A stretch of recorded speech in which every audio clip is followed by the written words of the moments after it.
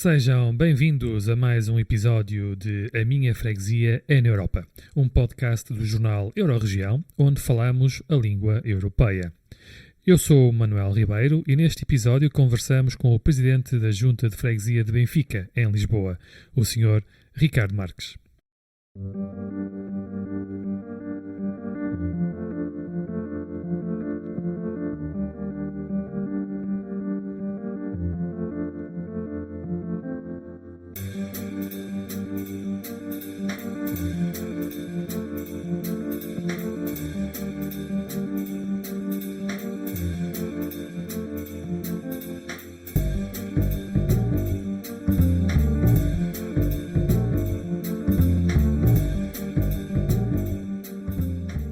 Há mais de 30 anos que os fundos europeus estão presentes em Portugal. Os vários quadros comunitários de financiamento têm permitido construir e requalificar infraestruturas e diversos equipamentos sociais. Nem tudo tem sido perfeito, mas a verdade é que com o dinheiro da Europa, Portugal tornou-se mais competitivo economicamente e desenvolveu conhecimento em diversas áreas científicas, aumentou as competências da população através da educação e do ensino profissional, evoluiu na integração e na igualdade de oportunidades. Apesar da desertificação de alguns centros históricos, as cidades, as vilas e as aldeias estão mais próximas, renovadas e mais sustentáveis. Ganharam novas formas de mobilidade, ficando mais ligadas à Europa. Bem-vindo, Sr. Ricardo Marques. Obrigado por ter aceitado o nosso convite para esta conversa. Concorda com esta apresentação que eu acabei de dar? Genericamente, sim. É óbvio que os 30 anos de investimento alicerçado em fundos europeus fazem a diferença do país moderno e cosmopolita que temos hoje em dia para o que tínhamos há 30 anos atrás, não há dúvida nenhuma. Poderemos, eu acho que ainda é um debate que se deve fazer com algum afastamento, poderemos ainda falar se foram feitos de forma equitativa e de forma a que todo o território sentisse o reflexo exatamente desse mesmo investimento. Esse será um tema mais difícil, mais complexo. Agora, acho que ninguém pode negar que há um Portugal completamente diferente depois dos fundos comunitários e, obviamente, todos os apoios que têm havido nas últimas 3 décadas. Isso parece-me algo para além de qualquer dúvida. Para quem não conhece, o que é que nos pode contar sobre a história da freguesia de Benfica, um bairro mítico, não é, de Lisboa? É verdade, a freguesia de Benfica é uma das freguesias mais antigas da cidade de Lisboa. Na sua traça urbana de hoje, não é? Que é muitas vezes considerada uma freguesia periférica naquilo que é a cidade de Lisboa, mas é uma freguesia que de facto remonta a sua história a 1263, quando há uma referência a Benfica, nem na documentação de uma casa de lugar que aparece nos documentos que estão na sede de Lisboa. Portanto, é a primeira referência que existe relativamente à existência de Benfica enquanto freguesia, enquanto paróquia de Benfica, na altura, e que se chamava na altura Santa Maria de Benfica, que era no testamento de Dona Maria da Boim, depois datado de 1337, é a segunda fonte, 1337. Dona Maria da Boim, no seu testamento, cita outra vez aqui a paróquia de Santa Maria de Benfica. No entanto, é só em 1392 que a invocação à nossa freguesia surge naquilo que é a invocação a Nossa Senhora do Amparo. Portanto, estas são as fontes mais antigas que falam de Benfica, da sua diferenciação territorial, vamos chamar assim. Depois, Benfica tem uma etimologia muito interessante, ligada à sua história. Portanto, há 3 versões de como apareceu o nome Benfica. Uma delas muito ligada à presença árabe, portanto, que falava do Etim Bem, que significa filho, e também depois do termo masculino fique. E, portanto, seria fica. Portanto, aqui bem fica, de alguém aqui bem fica, um sítio onde bem se vivia. Existem 2 histórias mais romanceadas, uma de Dom João I, relacionada à instalação do mosteiro do convento aqui de São Domingos de Benfica, portanto, no qual o rei disse aqui Benfica, que os monges e o mosteiro, e aquela mais interessante que normalmente se usa e que passa a tradição oral, que através do nosso rei Dom Pedro I, o Justiceiro, que na visita a estas terras ouviu falar da história de uma jovem que tinha sido abusada antes do casamento, e que o seu marido, agora marido, tinha abusado dela antes de casar. Portanto, Dom Pedro I, imbuído do seu espírito justiceiro, portanto, dirigiu-se a esta família e, mesmo sob as súplicas da mulher, que entretanto estava bem casada, disse: não senhora, este cavalheiro abusou de si, portanto faça-se justiça, e matou o cavalheiro. E a senhora, ficando a passar mal, depois sem marido, obviamente, e sem as posses, o rei Dom Pedro portanto, disse: não se preocupa, aqui bem fica, e casou com um senhor de posses, para que ela então tivesse uma vida descansada para o resto da sua vida. Portanto, esta é a história mais romanceada que passa. Não temos nenhuma fonte escrita que possa comprovar a sua veracidade, mas é a história que, do ponto de vista mais romanceada, que a população gosta de contar, de ver o nome de Benfica. Portanto, ligado a este episódio de Dom Pedro I, o Justiceiro. Muito bem, muito bem. A Junta tem uma série de projetos em marcha. Eu tive a oportunidade de consultar alguns e tem até um centro de qualificação do âmbito do programa Qualifica, que parece-me, e vai-me confirmar, que é único para uma junta de freguesia, não é? É verdade. À data de hoje, não sei dizer, na altura em que tivemos a certificação e a autorização, como centro de Qualifica, fomos o primeiro. Eu, pelo menos, ainda não vi nenhuma notícia que mais alguém tenha, mas não consigo afiançar a 100%. Portanto, é verdade, nós desde 2013, em plena crise, que nós optámos pela Junta de Freguesia de Benfica, mesmo sendo uma junta urbana, ter um papel fundamental naquilo que era não só a formação dos seus fregueses, a conclusão de ciclos de ensino, mas também na procura ativa de emprego. Tivemos durante muito tempo um centro de inserção profissional, um gabinete de inserção profissional, e, portanto, pareceu-nos uma derivação completamente lógica fazer um investimento muito claro nesta questão da formação ligada à criação de emprego.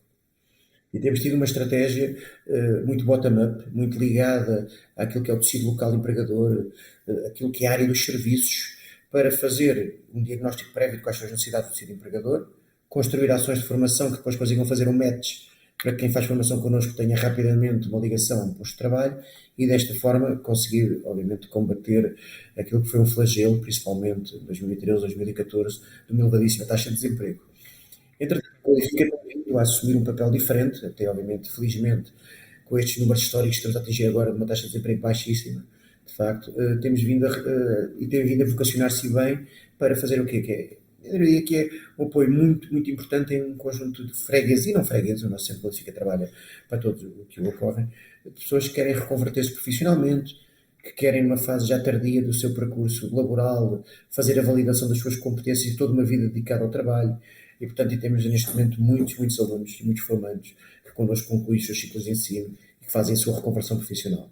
E, portanto, ele começou com uma questão muito clara de sermos aqui uma entidade que rapidamente ajudava a combater este flagelo do desemprego e temos vindo naturalmente ao longo dos anos a assumir outro papel. Um papel, de facto, eu diria, menos pesado do ponto de vista da importância nas famílias, mas também muito relevante naquilo que é a concretização profissional de muitos centenas destes formandos.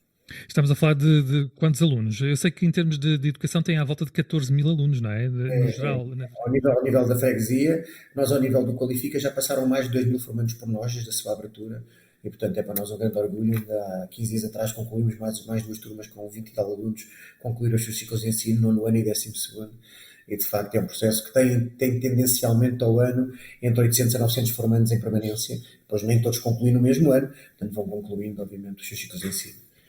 Nós fizemos uma candidatura, portanto, ao programa europeu eBrands para construir um projeto que tenha como principal tendência criar uma consciência coletiva de dizer não, tem o projeto de dizer-se não em inglês, até porque as fontes de financiamento são do norte da Europa, mas dizer não a qualquer forma de violência de género.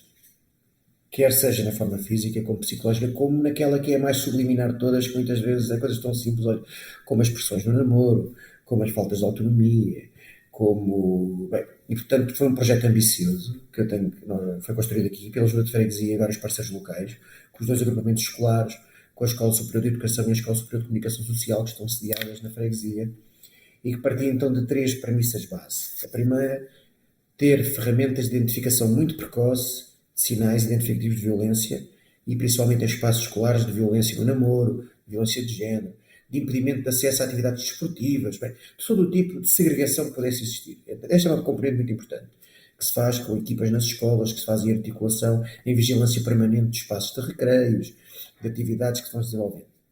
Uma segunda linha passava exatamente pelo oposto, que é preparar o futuro.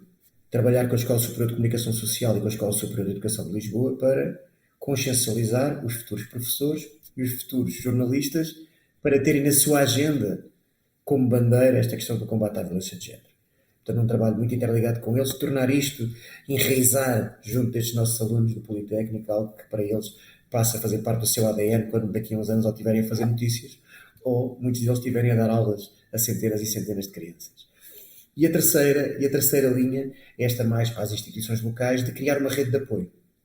Uma rede de apoio em duas premissas. Uma da sinalização, criando espaços na freguesia seguros, em que alguém, um vizinho, um comerciante, alguém que consiga ter algum sinal preocupante ou de alguma sinalização precoce consiga dirigir-se e dar alguma sinalética para que as nossas equipas consigam agir.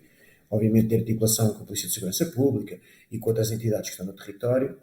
E, numa segunda linha, não tendo nós nenhum centro, como acontece muito no Norte da Europa, que são os centros de... Portanto, existe a cidade de Lisboa, tem, mas freguesia não. Portanto, os centros de acolhimento, não tendo nós uma estrutura dessas, nós trabalhamos algo fundamental que é a autonomia da vítima. Algo que leva a perpetuar ciclos de violência é exatamente a falta de autonomia financeira, psicológica da vítima. E, portanto, foi aqui que nós quisemos enfocar a nossa ação, negociando com empresas para que elas contem com lugares disponíveis para acolher pessoas vítimas de violência doméstica e que possam rapidamente autonomizar-se financeiramente trabalhando, fora daquilo que é um ciclo de dependência muitas vezes com o agressor, criando soluções de formações que trabalhem a autoconfiança e autonomizem também a vítima naquilo que é muitas vezes um sentimento que as vítimas têm de impotência e de acharem que não conseguem construir o seu caminho sozinhas. E, portanto, é nestes três alicerces fundamentais que está o programa a funcionar. Depois tem outras questões que às vezes são mais visíveis, colocação de arte urbana na rua, construímos um campo de jogos de basquete sob este mote, com artistas que na prática é o campo hoje em dia conhecido em Lisboa, cara e croa, e que tem esta personalidade de duas figuras dos baralhos de cartas, o valete e a dama, que na prática representam o acesso ao desporto para todos. Entre outras ferramentas que temos usado, às vezes com um bocadinho mais de impacto mediático, mas que acabam por ser a forma de vender toda uma ação de uma comunidade, que se quer assim como um espaço seguro e um espaço que diz não à discriminação e não à violência de género. Nós quando estamos a falar aqui na comunidade, tudo isso passa dentro da freguesia de Benfica. As empresas também estão em Benfica. Ou seja, eu posso até dizer que, aliás, dizia no seu editorial, que Benfica deixou há muito de ser um bairro dormitório de Lisboa, não é? Essa é a minha luta, mas eu sou nascido e criado, sou faccioso, atenção. Aliás, mentira, sou nascido em São Domingos, Benfica, aqui ao lado, no Hospital da Cruz Vermelha, mas vim logo, e portanto sou aqui um filho babado da freguesia de Benfica. É verdade. Os anos 80 e 90 foram madrastos para grande parte da cidade de Lisboa. Temos que ser claros. A zona periférica e a zona norte da cidade foi uma zona que ficou um bocadinho fadada com este mote de freguesias dormitórios, freguesias sem história, freguesias... Não é a minha visão do território, infelizmente não é a visão quer da freguesia de Benfica, como hoje em dia da cidade de Lisboa, sobre aquilo que é o papel das freguesias como Benfica. Benfica, de facto, tem uma história rica. Aliás, os nossos ouvintes não nos ouvirão, mas o meu amigo está a ver atrás de mim. Temos aqui um mural que pusemos na Estrada das Garridas, em que os moradores votaram quem eram as personalidades de Benfica que mais destacavam. De 40 personalidades, escolheram estas 16. Estamos a falar de Carlos Paredes, estamos a falar de António Livramento, Beatriz Costa, António Feio, Vasco Santana, o nosso Lobo Antunes. Aliás, a família Lobo Antunes é toda Benfica. João Lobo Antunes, António Lobo Antunes. Bem, são tantos que de facto marcam a história do nosso país, não só da nossa freguesia, mas que por aqui passaram, por aqui viveram e aqui construíram muito do seu trabalho. E portanto o que temos vindo a trabalhar nos últimos tempos foi um bocadinho esta questão de pegar numa freguesia que ela própria começava a olhar-se a si como periférica e como um espaço com pouca atratividade e de alguma forma aproveitar o que já existe no território, porque tudo existe cá, e valorizar aquilo que também temos no território, porque as pessoas percebam que não é. Benfica é uma freguesia com patina, é um bocadinho isto, é uma freguesia com legado e é uma freguesia acima de tudo de grande oportunidade, de grande futuro. Porque se nós olharmos para aquilo que é o contexto da cidade de Lisboa hoje, 70% da população da cidade de Lisboa mora na Coroa Norte. Benfica, Carnide, São Domingos, Lumiar, Santa Clara, Olivais. Portanto, o eixo dos moradores da cidade de Lisboa deslocou-se. Hoje, infelizmente, por um conjunto de questões, pressão imobiliária, especulação imobiliária, gentrificação do centro histórico da cidade, são estas freguesias que têm os moradores da cidade de Lisboa, os verdadeiros lisboetas, se é que podemos dizer assim. E, portanto, temos que olhar para o território de forma diferenciada e com as oportunidades que trazemos. Nós fazemos fronteira com meio milhão de moradores dos 3 concelhos que limitam a Benfica: Oeiras, Odivelas e Amadora. Fazemos fronteira com 350 mil moradores, os 13 freguesias que fazem fronteira com Benfica. E, portanto, é esta centralidade na qual queremos construir o futuro da nossa freguesia, mas também o futuro da cidade de Lisboa, que tem que encarar que estes bairros, os seus bairros que antigamente eram chamados periféricos, como hoje o coração palpitante da cidade. E é precisamente, portanto, tendo em conta toda essa descrição que acabou de me dar, existe também um rol de desafios, não é? Quais são os principais desafios que uma junta como a de Benfica tem enfrentado e pode enfrentar nos próximos anos? Isto é importante. Como é que uma junta urbana, uma junta de freguesia urbana, num contexto de uma grande cidade, uma grande metrópole, uma grande capital europeia, distingue o seu território dos demais? Sem cair em sectarismos e sem cair em discursos bacocos, da minha freguesia é melhor que a tua. Não é esse o nosso conceito. O nosso conceito é mesmo de valorizar isto. Eu penso que a cidade de Lisboa ganhou muito com a reforma administrativa da cidade de Lisboa, 2014. Eu acho que isto foi um caldeirão experimental para aquilo que pode vir a ser futuramente uma estratégia a nível nacional de descentralização, bem pensada, bem construída. Há quem gosta de usar o termo regionalização ou descentralização, eu não sou um purista em nenhum dos termos. Eu acho que o conceito deve-se trabalhar.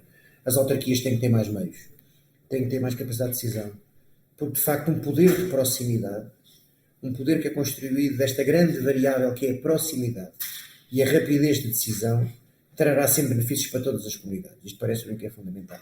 E é nesse contexto que nós queremos distinguir, nós, eu diria todos os meus 24 colegas das juntas de freguesia de Benfica que trabalham todos os dias, tal como nós, queremos distinguir os nossos territórios, mas sempre com a valorização de pertencermos à mesma capital de Portugal, à mesma cidade cosmopolita europeia.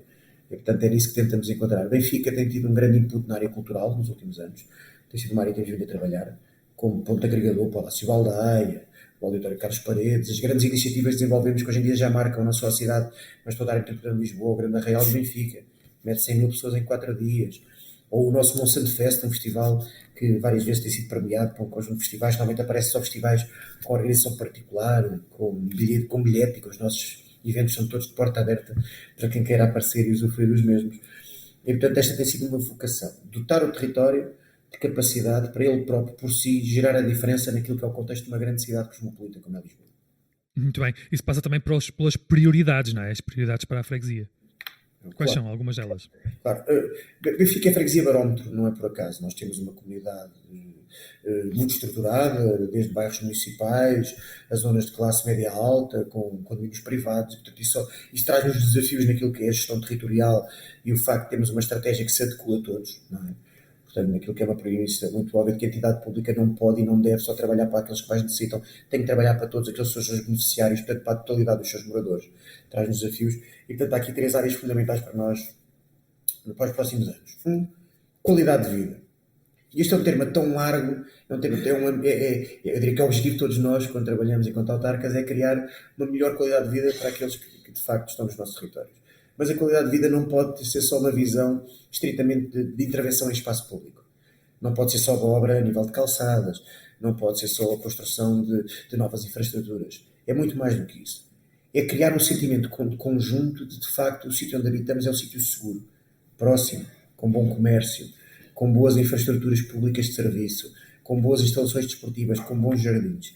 Portanto, muito do nosso modo para os próximos 4 anos é consolidar esta imagem do bairro de Benfica, um bairro que de facto tem em si todas as respostas que alguém quer fazer uma vida de qualidade pode ter. Boas escolas, ensino desde creche até ao superior com o Politécnico, sediado aqui em Benfica, de bons serviços públicos, como temos hoje com os edifícios da Junta e com a descentralização que temos vindo a fazer, mas também daquilo que é um espírito comunitário muito forte, bairrista quase.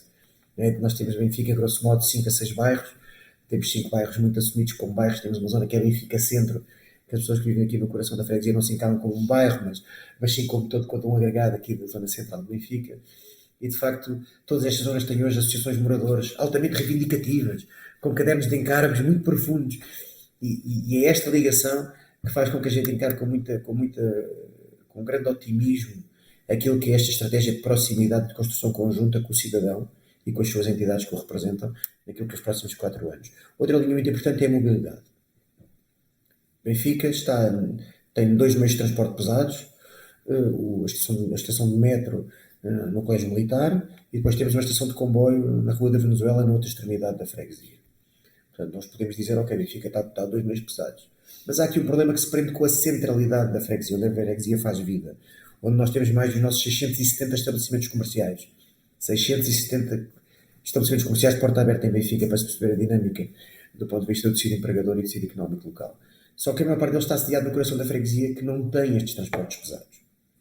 E, portanto, algo que para nós é uma prioridade é arranjar uma forma de fazer a unificação destes transportes. Portanto, nós temos vindo a conversar com a Câmara Municipal de Lisboa e sabemos que faz parte dos planos de expansão da rede de metro, a expansão da linha de metro entre Telheiras, Pontinha e Pontinha, Benfica. Defendendo a Junta que esta ligação tem que obrigatoriamente concluir-se na ligação à estação de comboio de Benfica, para unificar este atravessamento da freguesia e de preferência com uma segunda paragem no coração da freguesia, perto daquilo que nós chamamos a Baixa de Benfica, a Estrada de Benfica, o Mercado de Benfica, portanto criando e unificando esta rede de transportes que permita que a freguesia circule para o centro da cidade, de preferência em transportes públicos, não carregando uma zona altamente congestionada como é o coração de Lisboa, com mais viaturas. Esta é uma área prioritária. Dotar de transporte, de facto, que esteja adequado às novas gerações e que esteja adequado àquilo que é um transporte leve, como é as ciclovias. Portanto, unificar aquilo que é a rede ciclável da cidade de Lisboa com a rede ciclável de quem vem de Oeiras, quem vem da Amadora, quem vem de Odivelas e que escolhe diariamente Lisboa, e escolhe sobretudo Benfica como atravessamento para o coração da cidade de Lisboa. Portanto, precisamos unificar esta rede, mas de forma a que ela seja, de alguma forma, conveniente para quem cá mora. Portanto, defendemos soluções em que não se possa, obviamente, abdicar do estacionamento de todos os moradores para colocar ciclovias. Temos que procurar os consensos e construir os consensos. Esta é uma segunda linha fundamental numa freguesia que hoje tem 14 mil alunos e com a vinda do ISCAL, que vem agora e começou agora a construção no campus do Politécnico, chegaram aos 18 mil alunos. Portanto, nós necessitamos que estes alunos, de facto, se escoem da freguesia para outras áreas. Por fim, a terceira área fundamental é a habitação. Na tendência da cidade de Lisboa, Benfica tem perdido de habitação e, acima de tudo, o que sentimos é que deixamos de ser competitivos para aquilo que é o jovem e que são as famílias jovens que querem habitar em Lisboa e querem habitar em Benfica.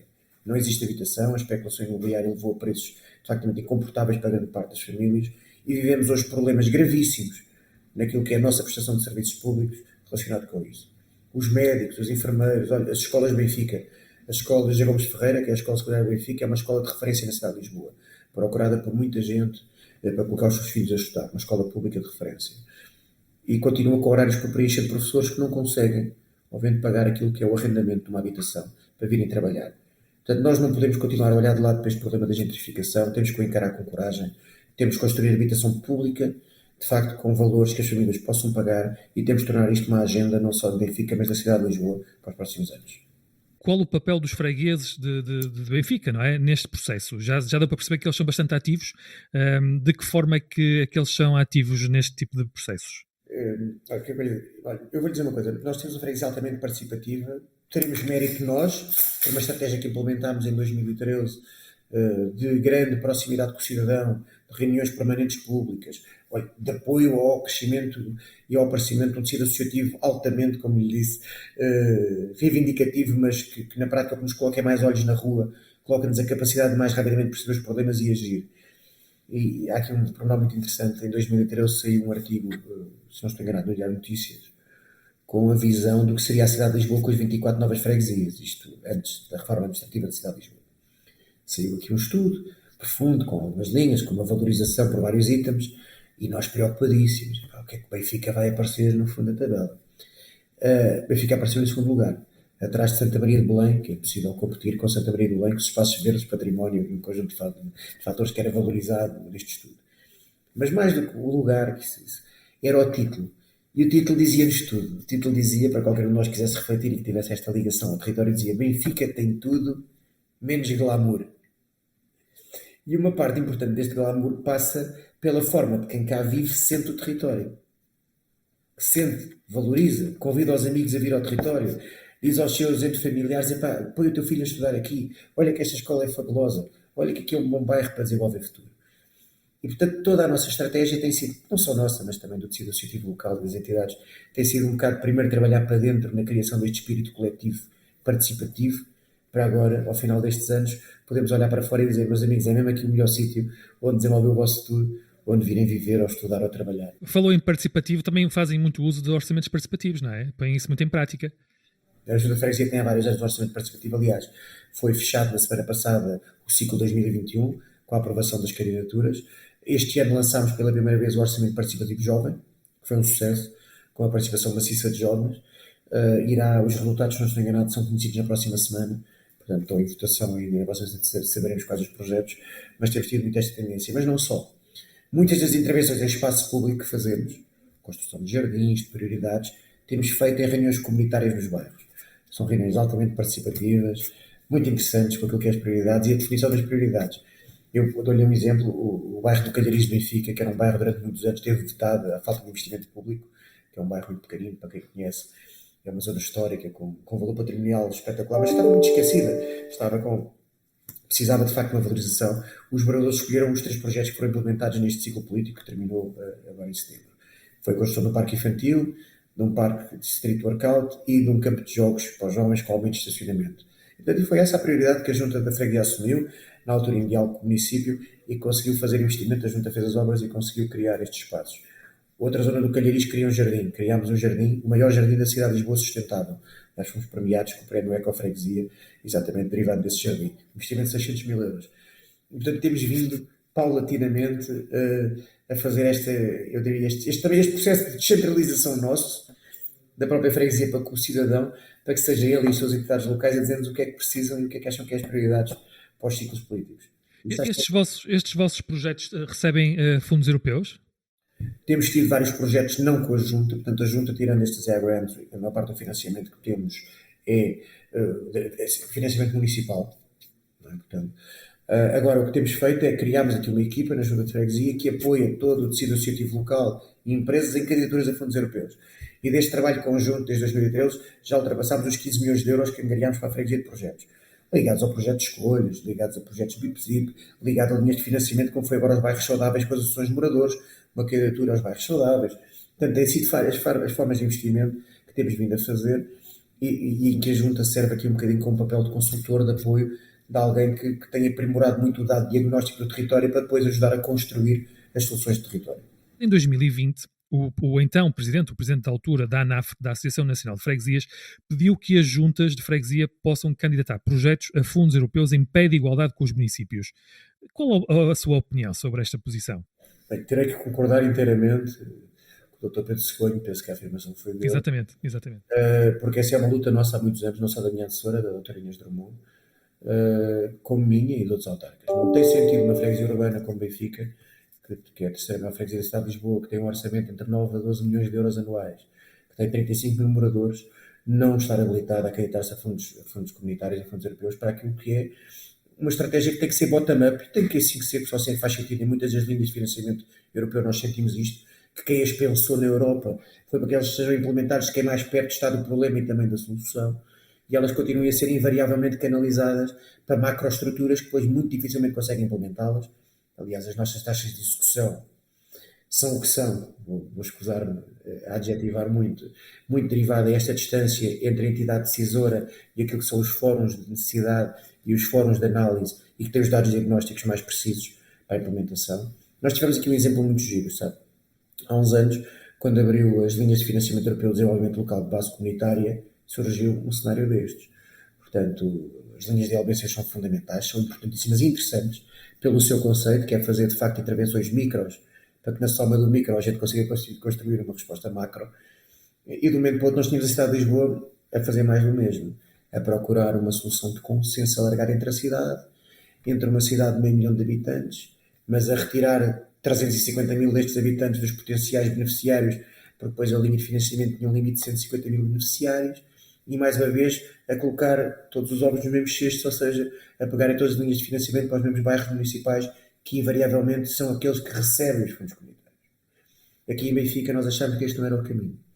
E, portanto, ajudámos a criar uma associação local, que se chama Associação Mais Benfica, que é um GAL local, como hoje temos em todo o país vários GAL, gabinetes de ação local, que na prática concorreu em pé de igualdade contra uma resposta do município e que tivemos melhor pontuação, porque tínhamos melhor diagnóstico, tínhamos melhor estratégia, porque quem tem melhor diagnóstico invariavelmente tem melhor estratégia.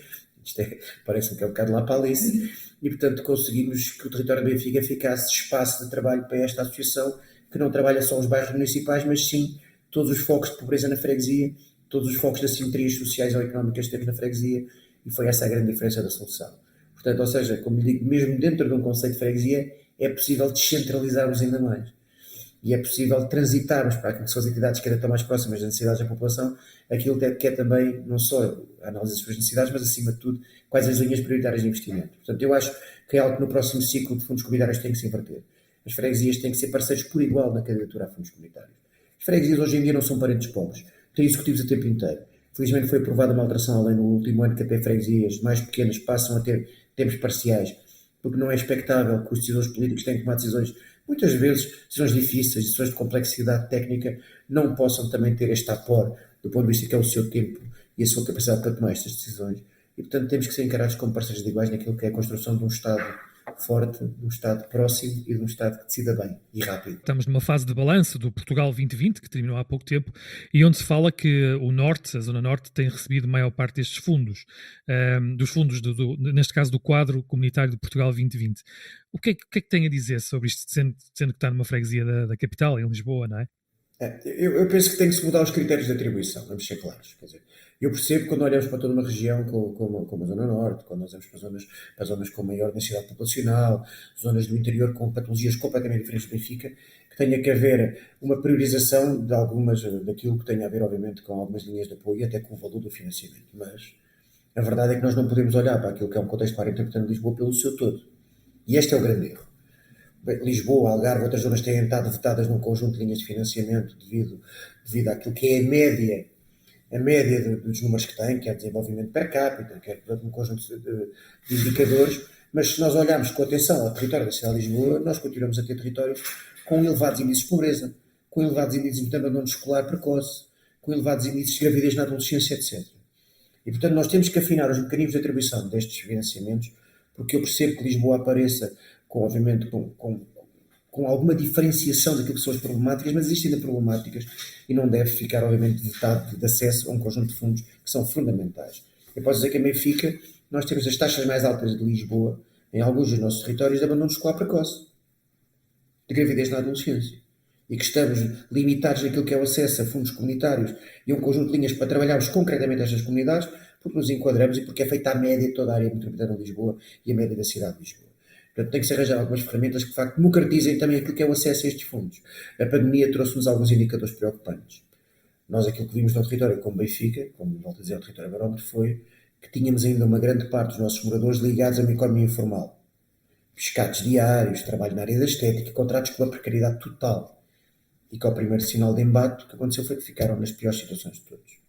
E, portanto, nós não estamos a falar daquela caracterização muito típica de subsídio de dependência, que normalmente se caracteriza quem olha para estas situações. São os do costume, são aqueles que não querem trabalhar, nada disso. Estamos a falar de famílias de classe média baixa, famílias monoparentais, que lutam arduamente no seu dia-a-dia e, de momento, ficaram sem base de apoio. E muitas delas até perderam as casas, não é isso? Claro, muitas. E houve, de facto, uma resposta muito integrada, quer do ponto de vista do Governo como da Câmara Municipal de Lisboa, até pelo programa Lisboa Protege, mas nós temos que criar projetos e programas de continuidade. Nós não podemos descurar, porque estamos de facto em Lisboa, daqueles que em Lisboa continuam a ter uma precariedade laboral tremenda e continuam a ter estas assimetrias e que sempre que tremem o chão, como costuma dizer, depois não têm nenhuma base de apoio, ou demoramos muito tempo a reagir. Isto parece-me algo fundamental para os próximos anos. Aprendemos com aquilo que foi o exemplo da pandemia e criámos desde já infraestruturas de apoio e, acima de tudo, criar ferramentas que existam para conseguirmos rapidamente agir se tivermos mais algum percalço. Esperemos que não tenhamos, embora esta pandemia já vai na sua quinta onda de choque. Por este andar continuaremos a ter mais algumas ondas de choque. E, portanto, não devemos desmobilizar meios para já e, acima de tudo, temos que aprender com o que aconteceu há tão pouco tempo. Uma última pergunta. Tem esperança que o PRR venha, de uma certa maneira, ajudar a colmatar tudo o que estamos a viver agora? Tenho uma grande esperança que o PRR venha ajudar a colmatar a nível nacional, e neste caso aqui com a especial incidência na área metropolitana de Lisboa, venha de facto ajudar a mitigar muitas destes erros que houve também de figurino ao longo dos anos e acima de muitas destas diferenças. Nós temos que encarar os territórios com esta proximidade. E eu penso, e por isso é que há bocado o meu amigo tocava no ponto fundamental, que é, temos que olhar para esta descentralização nas freguesias, nas associações de moradores, nos grupos de ação locais, temos que olhar despretensiosamente, porque é neles que residem muitas das respostas.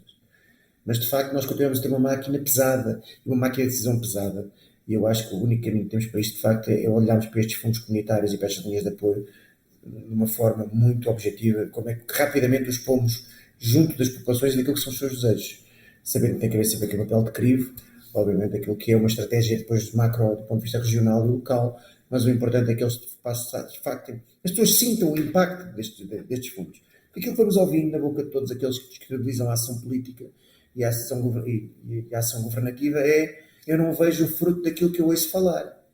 Falam de bazucas, a minha vida continua assim. Falam disto. A única forma, de facto, de nós conseguimos inverter esta tendência é que as pessoas sintam-se integradas não só na análise, como depois na solução e na concretização destes objetivos que mudam o seu dia-a-dia. E as juntas de freguesia têm, sem dúvida, um papel importantíssimo nesse contacto direto com a população, não é? É o nosso papel constitucional, é o nosso dever e a nossa obrigação. Só tem sentido diferenciar na ação política uma junta se ela primar pela proximidade. É a proximidade que nos dá a capacidade de resposta e que nos faz a diferença. Eu não digo que todos os fregueses sabem onde é que eu vivo, mas quase todos têm o meu número de telefone e quase certeza têm todos o meu Messenger e o Facebook. Eu sou massacrado ao dia. Portanto, é esta diferença do poder de proximidade local. E estamos a falar de uma freguesia urbana de 35 mil moradores. Eu, quando falo com alguns colegas de outras freguesias mais pequenas ou até de outros municípios, isto ainda se agudiza mais.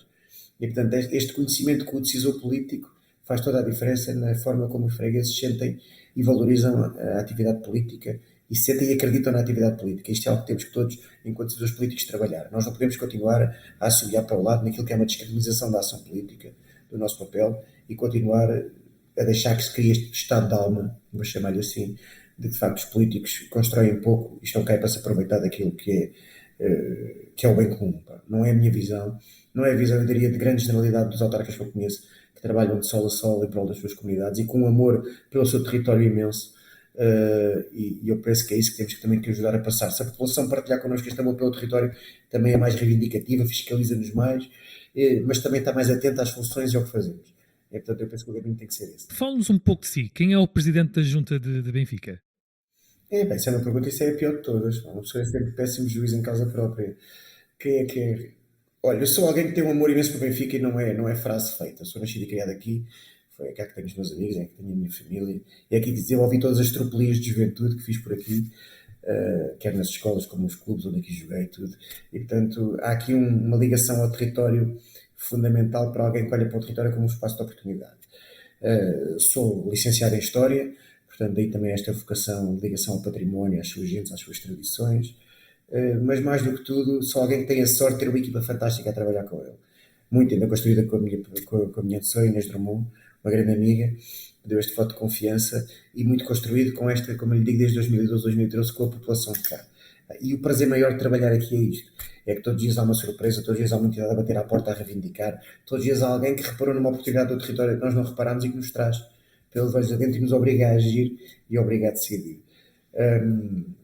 Isso sou, acima de tudo, a gente dizer aqui que eu sou estupidamente otimista, não sei se isso é uma característica boa ou má, para alguns será má, não é? Mas sou alguém muito otimista, muito ambicioso, e portanto, eu acho que até à data tenho saído bem aqui neste papel que vamos desempenhando, mas não seja de ouvir os nossos moradores e tentar colocar no terreno. Agora há muito por fazer, e programas como o vosso são importantes para dar voz a alguns de nós autarcas que muitas vezes não têm um espaço onde possam apresentar esta sua visão do território. E como vos digo, é muito difícil para um presidente de junta numa área metropolitana de Lisboa, numa cidade como é Lisboa, uma cidade que é o orgulho de todos nós, diferenciar o seu território dos demais. E portanto eu acho que não deve ser uma diferenciação negativa, não é melhor que o outro, não. É desta diferenciação positiva.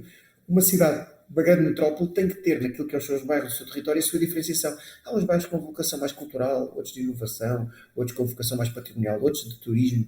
E, portanto, eu acho que quando a cidade se encarar assim, no seu todo como esta diferenciação de cada um dos territórios, é que ela vai perceber a riqueza em que consiste, de facto, o seu património imaterial, que é aquilo que, de facto, estamos aqui a trabalhar muito, o património imaterial, que é a forma como os cidadãos sentem o território. Sr. Ricardo Marques, muito obrigado por ter participado no nosso programa. Muito obrigado a vocês, muito obrigado, Anel. Foi uma conversa franca e desejo as maiores felicidades para o vosso programa, para este trabalho, acho que é fundamental. E de estarmos vigilantes, como os meus amigos fazem, sobre a aplicação dos fundos e sobre se a sua aplicação é de facto aquilo que interessa às comunidades e às populações. Portanto, parabenizo-vos desde já pelo lançamento deste programa e desejo as maiores felicidades. Muito obrigado. Estivemos à conversa com o Presidente da Junta de Freguesia de Benfica, em Lisboa. Não perca o próximo episódio de A Minha Freguesia é na Europa. Até lá, acompanhe as notícias da sua região em www.euroregião.com.